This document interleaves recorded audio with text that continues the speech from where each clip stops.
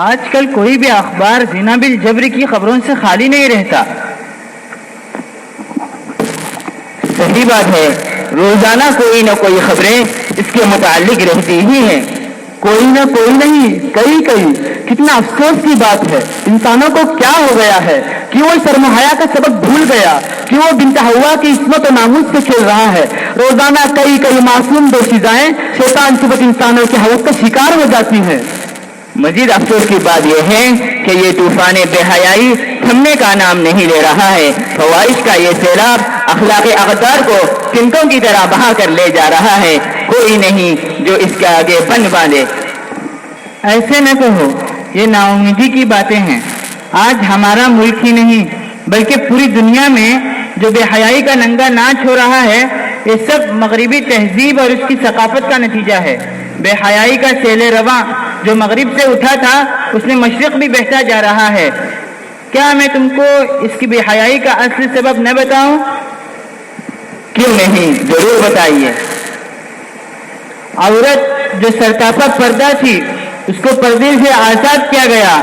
گھر جو بنت حوا کے لیے سب سے زیادہ محفوظ و موزوں تھا، آزادی کے نام پر انہیں اس پردے سے بھی باہر لایا گیا.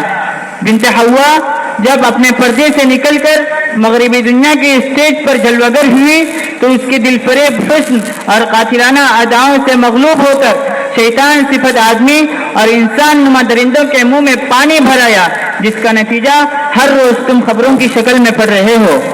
السلام علیکم ورحمۃ اللہ وبرکاتہ.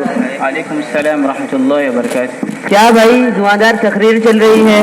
کیا باتیں ہو رہی ہیں؟ پروفیسر صاحب، ہم عورتوں کے پردے کے متعلق کچھ باتیں کر رہے تھے. اچھا، بہت خوب. آج کل اس پر چرچا ضروری ہے. ہاں صحیح بات ہے. ویسے آپ اس سلسلے میں کیا رائے رکھتے ہیں؟ اگر آپ میری رائے جاننا چاہتے ہیں تو سنیے. میرا موقف یہ ہے کہ جس طرح مرد دنیا میں آزاد ہیں اور اپنے من مرضی کے مالک ہیں، یہ حقوق عورتوں کو بھی ملنے چاہیے. عورتیں بیچاری بھلا ان کا کیا قصور ہے کہ انہیں گھروں میں قید کیا جاتا ہے اور جب باہر نکلتی بھی ہیں تب بھی انہیں برقعے اور نقاب کی جھمیلوں میں ڈالا جاتا ہے. ارے بھائی، برقعے میں ان کا رنگ گھٹتا ہے، ایک پسینے سے شرابور ہو جاتی ہے، لیکن ہم ہیں کہ ان کے بوجھ کو ہٹانا تو دور کی بات، کم کرنے کی بھی کوشش نہیں کر رہے ہیں.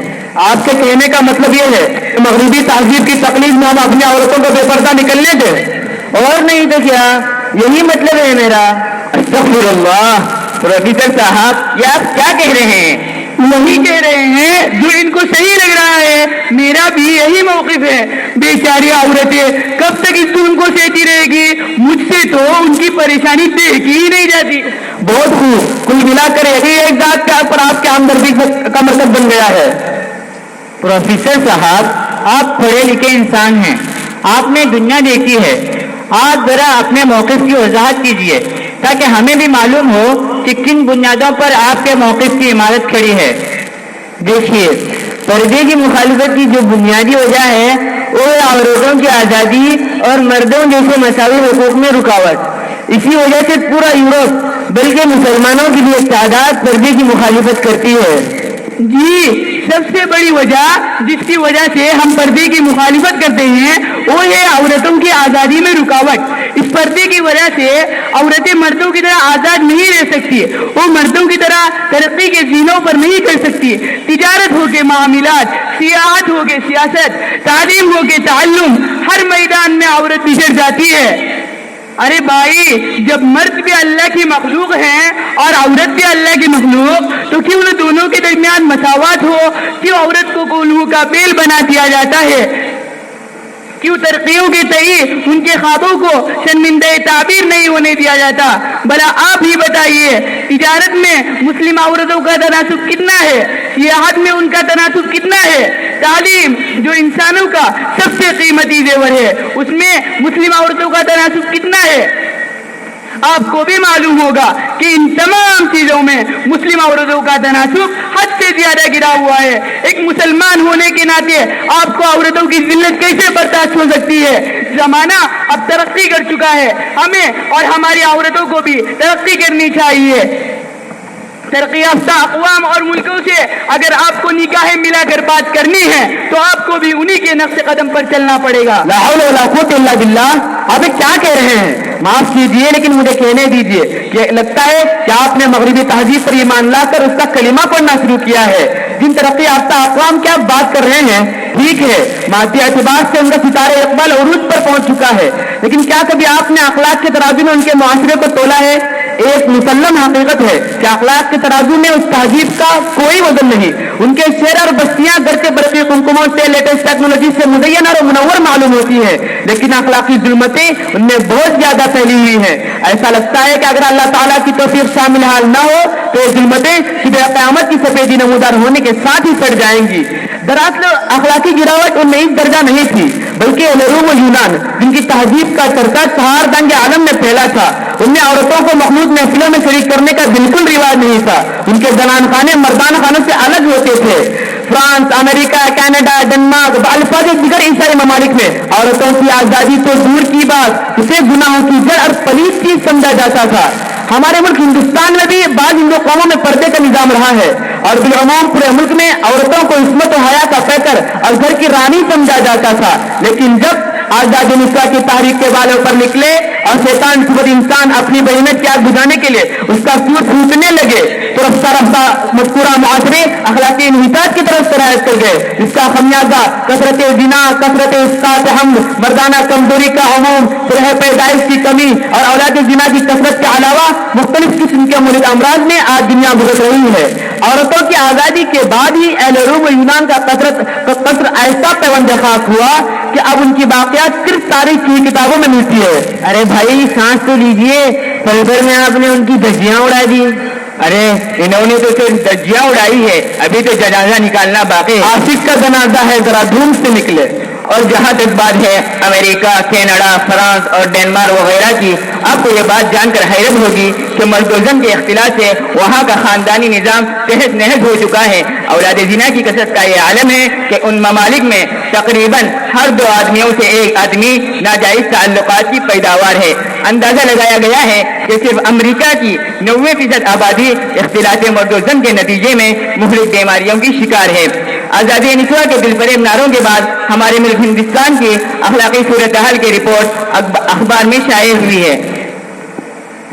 میں ابھی اخبار پڑھ رہا تھا جس میں زی نیوز کے حوالے سے یہ رپورٹ شائع کی گئی ہے کہ سال 2014 میں پیش آنے والے زنا بالجبر کے واقعات کی تعداد تقریباً 37,000 ہے. اس سے یہ اندازہ لگایا گیا ہے کہ ہر 14 منٹ میں ہمارے ملک میں ایک زنا بالجبر کا واقعہ پیش آیا ہے. سن رہے ہیں؟ ہر 14 منٹ میں ایک مرتبہ. اب سوچنے کی بات یہ ہے کہ اس میں ایک تعداد ایسی بھی ہے جو زنا بالجبر کی رپورٹ لکھانے سے ڈر محسوس کرتی ہے. اور جہاں تک بات ہے رضامندی کے ساتھ زنا کی تو اس کی صحیح تعداد سوائے اللہ کے اور کوئی نہیں جانتا.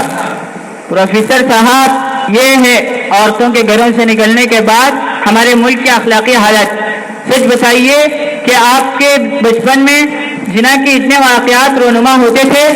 نہیں بھائی، اتنے واقعات کا تذکرہ سن کر میرا سر چکرا رہا ہے. بھائی صاحب نے تحریک آزادی نسواں سے قبل کی بھی اور بعد کی بھی کئی قوموں کے حالات بتائے اور اس کی رپورٹیں بھی آپ نے سنی. اب آپ خود بتائیے کہ عورتوں کو گھروں میں محفوظ رہنا بہتر ہے یا پھر بازار کی زینت بن کر پورے معاشرے کو بہیمیت کے راستے پر ڈالنا بہتر ہے؟ میں سمجھتا ہوں کہ آپ کو پردے کی مخالفت کی بنیادی سبب کا تشدد پر جواب ملا ہوگا. لیکن جناب، آج ہم خاص طور پر ترکی، دبئی وغیرہ میں دیکھتے ہیں کہ عورتیں پردے پر تو ہوتی ہے لیکن چہرے کا پردہ نہیں کرتی. اس میں کون سی خرابی ہے؟ اس کو لاگو کرنے میں کیا حرج ہے؟ دیکھیے، دین میں کوئی نئی چیز لاگو کرنے کا نہ مجھ کو اختیار ہے نہ آپ کو، بلکہ اللہ نے جس کو حلال یا حرام قرار دیا بس ہمیں اسی کا حکم ماننا ہے. چھو چرا کرنے کی کوئی گنجائش نہیں ہے. اسی کا نام اسلام ہے. اور جہاں تک بات ہے ان لوگوں کی جو چہرے کے پردے کے عدم ضرورت کے قائم ہیں، میں کہنا چاہوں گا وہ ہمارے لیے دلیل نہیں ہے. اگر کوئی بھی چیز ہمارے لیے دلیل اور حجت ہے وہ ہے قرآن و حدیث. کوئی دلیل تو دیجئے تاکہ ہمیں معلوم ہو. قرآن ہی سب سے بڑی ہمارے لیے دلیل ہے. سورہ احزاب آیت نمبر 59 میں اللہ نے چہرے کے پردے کے بارے میں حکم دیا ہے. اعوذ باللہ من الشیطان الرجیم بسم اللہ الرحمن الرحیم یا ایھا النبی قل لازواجک وبناتک ونساء المؤمنین یدنین علیہن من جلابیبہن. اے نبی اپنی بیویوں بیٹیوں اور مسلمان عورتوں سے کہہ دو کہ وہ اپنے اوپر چادروں میں سے ایک حصہ لٹکا لیا کریں. جو شخص اس آیت کے الفاظ اور اس کی مقبول عام اور متفق علیہ تفسیر کو دیکھے گا تو اس کے لیے اس حقیقت سے انکار کی مجال باقی نہ رہے گی کہ اسلام میں عورتوں کو اجنبیوں سے چہرہ چھپانے کا حکم ہے. اور جہاں تک بات ہے احادیث نبویہ کی تو ابو داؤد، ترمذی، معطا اور حدیث کی کئی کتابوں میں ایسی روایتیں موجود ہیں جن میں چہرے کے پردے کے بارے میں حکم دیا گیا ہے. تفصیل سے قطع نظر صرف ایک بات ذہن نشین کر لیجئے کہ جب حالت احرام میں عورتوں کو نقاب کے استعمال سے منع کیا گیا ہے تب کہ حضرت عائشہ رضی اللہ عنہا کا حضور صلی اللہ علیہ وسلم کی موجودگی میں یہ معمول تھا کہ جب بھی کوئی سوار آپ رضی اللہ عنہا کے قریب سے گزرتا تو آپ رضی اللہ عنہا اور دوسری صحابیات اپنا چہرہ چھپاتی تھی اور اس کے گزرنے کے بعد اپنا چہرہ کھول دیتی تھی. صحابیات کا حضور صلی اللہ علیہ وسلم کے زمانے میں یہی معمول تھا اور ان میں سے کسی ایک کے بارے میں بھی مدینے میں چہرہ کھلا رکھ کر چلنے پھرنے کی دلیل کوئی بھی پیش نہیں کر سکتا. دوسری بات یہ بھی ہے کہ کسی بھی مرد کی خواہش سمت نازک کے ہاتھ یا پیر کو دیکھ کر نہیں بڑھتی بلکہ اس کے چہرے ہی کو دیکھ کر حیرانی کی عزت پیدا ہوتی ہے. تو اب آپ خود بتائیے عورت کے لیے ہاتھ اور پیر کا پردہ کرنا اتنا ضروری ہے تو چہرے کا پردہ کرنا کتنا ضروری ہوگا. اسماعیل جناب آپ نے ہماری آنکھیں کھول دی. مغربی تہذیب کے دل فریب نعروں میں مست ہونے کی وجہ سے ہم رہروان راہ باطل میں شامل ہو کر تباہی و بربادی کی طرف گامزن تھے، لیکن خدا نے آپ لوگوں کو ذریعہ بنا کر ہمیں اس خطرے سے آگاہ کیا. اب ہم بھی انشاءاللہ ان حقائق کو دوسروں تک پہنچائیں گے. میں سمجھتا ہوں کہ پردے کا مسئلہ صرف مسلمان عورتوں کے لیے نہیں بلکہ تمام اقوام عالم کی عورتوں کے لیے پردہ ضروری ہے. آپ نے صحیح فرمایا، ہمیں ان تک بھی پردے کی اہمیت اور ضرورت کا پیغام پہنچانا چاہیے. لیکن وہ تو قرآن و حدیث کو نہیں مانتے. تو کیا ہوا، ہم ان کو انشاءاللہ عقلی دلائل کے ذریعے پردے کا قائل کرائیں گے. اس کے عقلی دلائل سے ہمیں بھی واقف ہونا چاہیے. جی ہاں، ہمیں بھی واقف ہونا چاہیے. میں آپ کو سمجھاتا ہوں. اگر آپ کے پاس ایک قیمتی ہیرا ہے، اس کو لے کر آپ کو سفر کرنا ہے تو آپ کیا کریں گے؟ میں پہلے اس کو محفوظ ڈبے میں رکھوں گا، پھر محفوظ بیگ میں اپنے ساتھ لے کر سفر کروں گا اسٹور پر کہ کسی چور یا ڈاکو کی اس پر نظر نہ پڑے. بالکل یہی معاملہ عورتوں کا ہے. عورتوں کی عفت و پاک دامنی بہت ہی قیمتی چیز ہے، اسی لیے اس کو برقع اور نقاب اوڑھ کر نکلنے کا پابند کیا جاتا ہے تاکہ عزت و آبرو کے ڈاکو اور عفت و پاک دامنی کے چوروں کو اس متاع بے بہا پر ہاتھ صاف کرنے کا موقع نہ ملے. بالکل صحیح بات ہے. میں اس کی ایک اور مثال آپ کو پیش کرتا ہوں. کیا آپ بازار جاتے ہیں اور دکانوں میں چکر لگاتے ہیں؟ جی روز جاتے ہیں. ذرا بتائیے کہ مکھیاں کھلی چیزوں پر بیٹھتی ہیں یا بند اور محفوظ چیزوں پر؟ ظاہر سی بات ہے کھلی چیزوں پر بیٹھتی ہیں. جس طرح مکھیاں کھلی چیزوں پر بیٹھتی ہیں اسی طرح شیطان صفت آدمی اور انسان نما درندوں کی وہی عورت شکار بنتی ہے جو بے پردہ ہوتی ہے. اور یہی وجہ ہے کہ آپ نے کسی باپردہ عورت کی عزت پر ڈاکہ ڈالنے کا واقعہ نہیں سنا ہوگا.